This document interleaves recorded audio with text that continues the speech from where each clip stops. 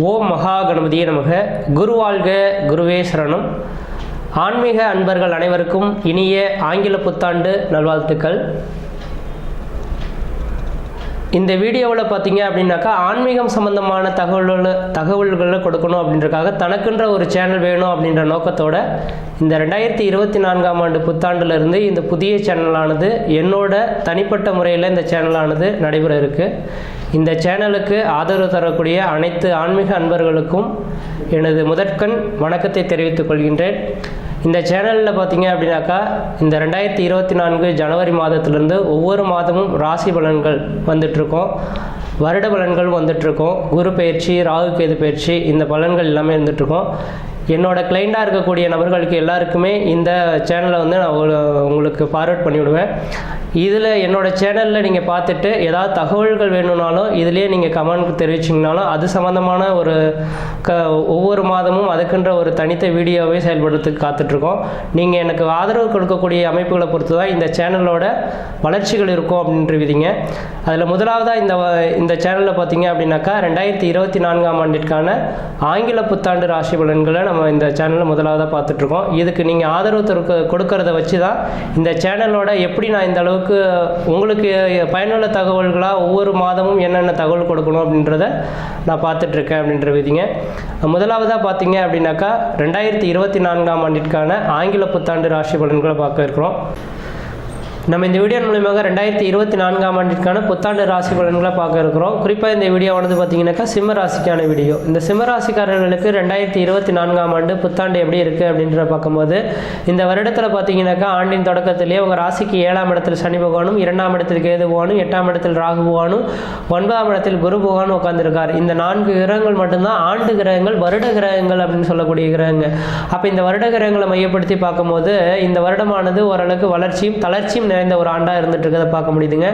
அதுலேயும் குறிப்பாக பார்த்தீங்கன்னாக்கா ஒரு ஆண்டின் தொடக்கம் உங்களுக்கு மிகப்பெரிய ஒரு ஜாக்பாட் அடிக்கக்கூடிய ஒரு ஆண்டாகவே இருந்துட்டு இருக்குங்க.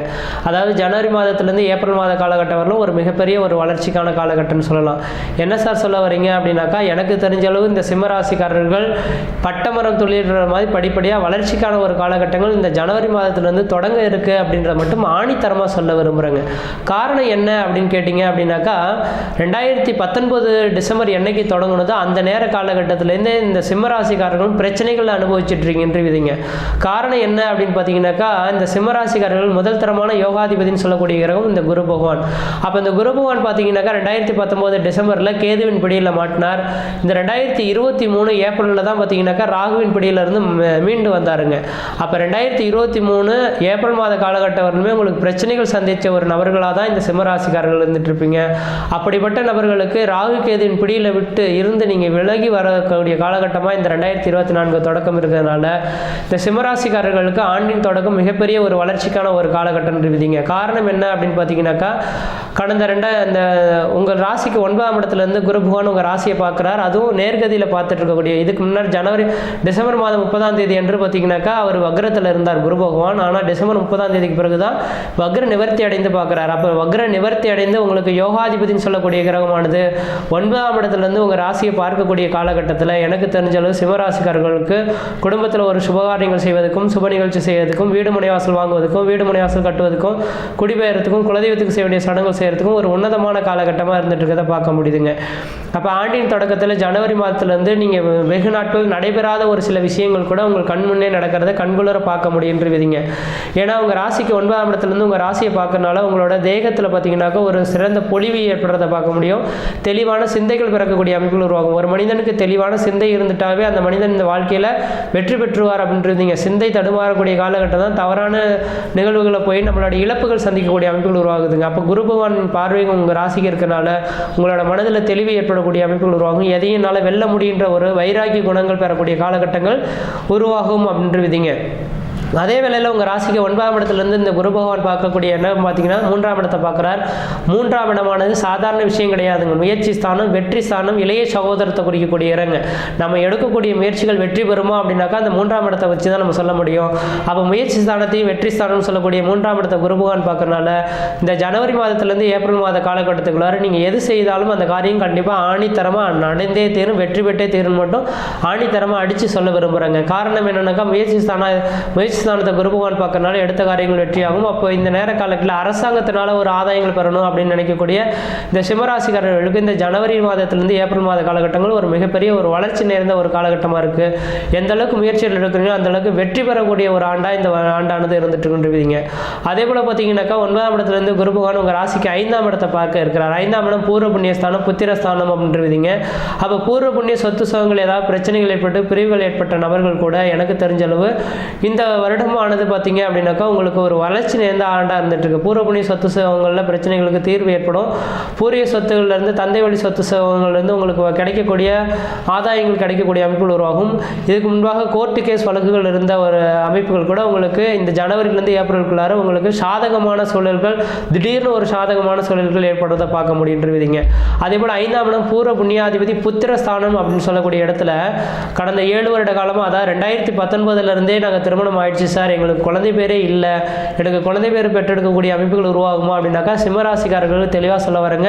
உங்களுக்கு ஜனவரி மாதத்திலேருந்து ஏப்ரல் மாதத்துக்குள்ளார உங்களுக்கு குழந்தை பேர் பெற்றிருக்கக்கூடிய காலகட்டங்கள் உருவாகுன்றீங்க. அதே வேளையில் இந்த ஜனவரி மாதத்திலே எனக்கு தெரிஞ்ச அளவு பார்த்தீங்கன்னாக்கா உங்களோட சுய ஜாதகத்தை, கணவன் மனைவி இருவரின் ஜாதகத்தையும் ஒரு ஜோதிடத்தை கொண்டு போய் கொடுத்து எங்களுக்கு ஜாதகத்தில் எந்த தோஷங்கள் இருக்கா, இவ்வளோ நாட்கள் ஆயிடுச்சு குழந்தை பேர் இல்லையே அப்படின்ற மாதிரி கேள்வி இருந்தாலும் நீங்கள் கேளுங்க.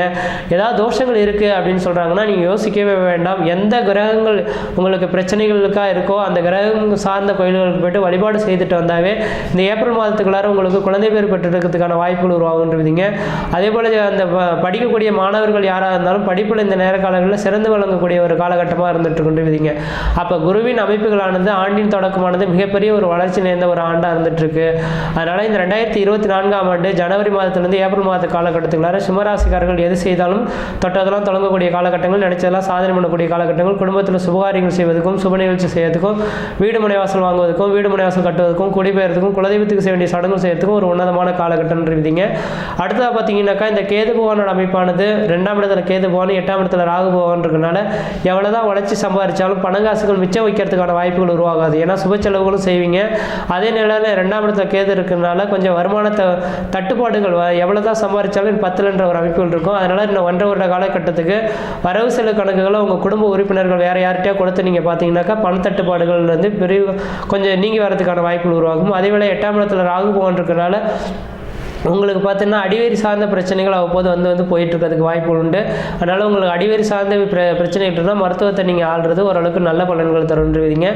அடுத்ததாக பார்த்தீங்கன்னா இந்த சனி பகவான் உங்கள் ராசிக்கு 7ஆம் இடத்துலேயே வந்து உட்காந்துருக்காரு. சசயோகம்னு சொல்லக்கூடிய அமைப்புகள் உண்மையாலும் சொல்ல வரங்க. சசயோகம் 7ஆம் இடத்துல இருந்தால் கண்டகச்சனின்னு சொல்லுவாங்க. அதை நீங்கள் எதுவும் நம்பவே வேண்டிய அவசியங்கள் கிடையாது.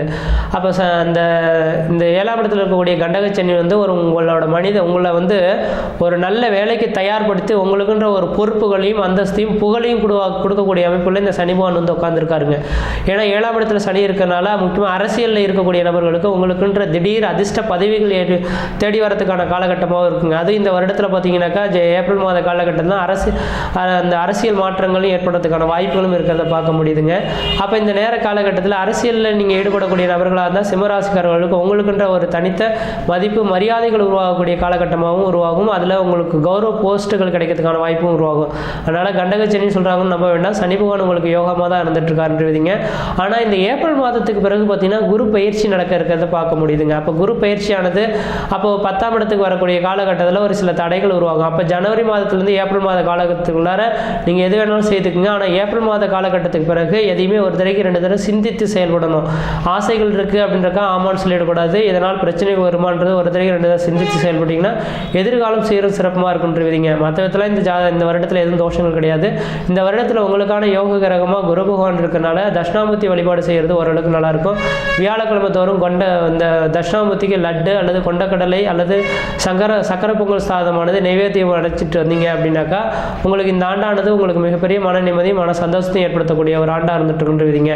அதனால் இந்த வருடமானது நெளிவு சொல்லுகள் ஏற்ற இறக்கங்கள் நிறைந்த ஒரு ஆண்டாக இருந்துட்டுருக்கு. எந்தெந்த காலகட்டத்தில் எப்படி இருக்குன்றது உங்களோட சுய ஜாதத்தை எடுத்து செக் பண்ணி பார்த்துக்கிட்டு விளைவாக இந்த வருடம் உங்களுக்கு மிகப்பெரிய ஒரு பிரமிக்கத்தக்க ஒரு ஆண்டாக இருந்துட்டு கொண்டிருக்கீங்க. மற்ற எத்தனை தோஷங்கள் பாதிப்படியாக சிறப்பாகவே இருப்பீங்க. ஆயுள் திருக்கமாக இருப்பீங்க. நன்றி, வணக்கம்.